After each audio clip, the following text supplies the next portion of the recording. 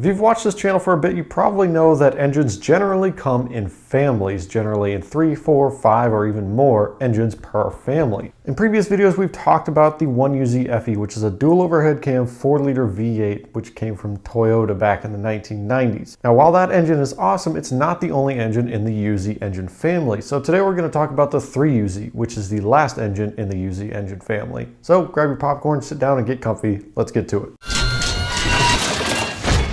Just like the 2UZ-FE, the 3UZ-FE is based almost entirely off of the 1UZ-FE, which isn't necessarily a bad thing because that engine was pretty good.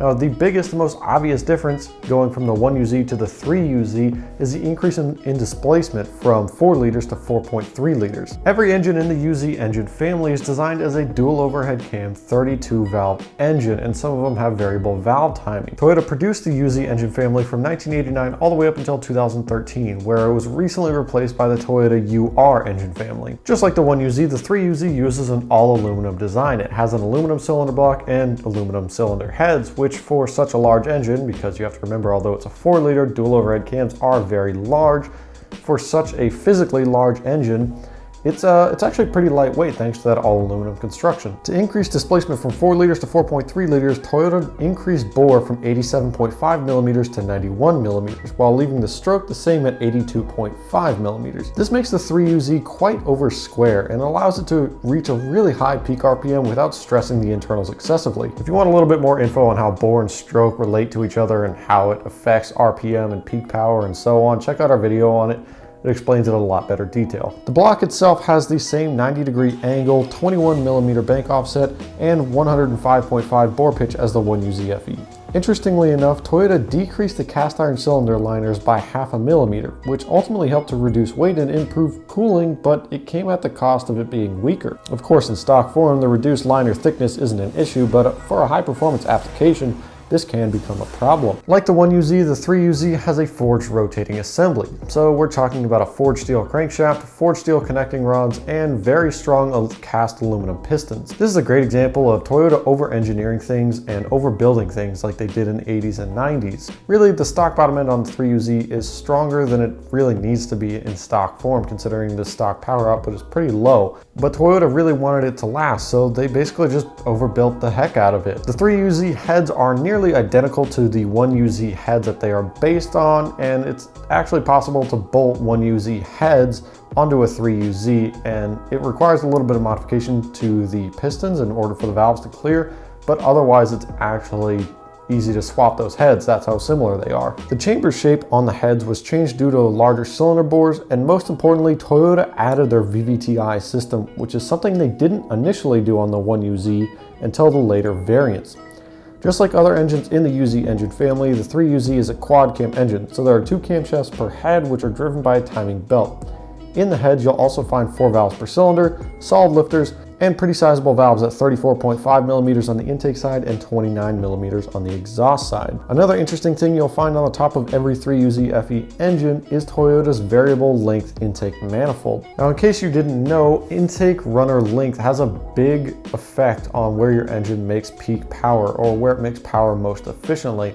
And typically speaking, you'll see longer intake runners produce better low-end torque and shorter intake runners produce better high-end power. Now, the way that the 3UZ-FE intake manifold works is by having a valve which can either direct air around before it goes down into the cylinder or straight down into the cylinder. So basically it has 2 modes. It has a long intake runner mode and a short intake runner mode. I'll show a diagram on the screen to give you kind of an idea of how it works. It's actually a pretty cool system, but it really helps the 3UZ make decent power all throughout its rev range. To recap on some of the basic info, we're looking at a production run from 2000 to 2010, although Toyota did use this engine past 2010 in some of their race cars, which we'll talk about in just a little bit.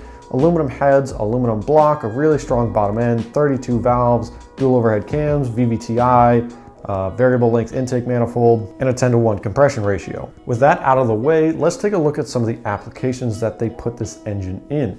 Just like the 1UZ, the 3UZ was used almost exclusively in luxury-oriented vehicles, mostly in their Lexus lineup. It was equipped in the GS430, the LS430, and the SC430, which, mind you, is an absolutely hideous vehicle, but that's a topic for a different time. Bruh. It was also equipped in the Toyota Soarer and the Toyota Crown Majesty. Like I said a moment ago, Toyota also used this engine in some of their race cars, which happens to be their Supra GT500 Super GT car, as well as their Lexus SC430 GT500 Super GT car. Over the years, the 3UZ had some minor upgrades done to it. These upgrades increased power and torque and fuel economy. With these upgrades, there are 3 power ratings for the 3UZ depending on the year it was produced. Power increases are relatively minor, and to save some time, I'll just throw those power figures up on the screen for you to see here. And as you can tell from these numbers, there were really only slight gains in horsepower throughout the 3UZ's lifetime. Most of these gains were a result of a computer recalibration, and the physical parts were mostly left unchanged. For those of you out there that don't particularly care about what an engine can do when it's stock, I have some good news for you.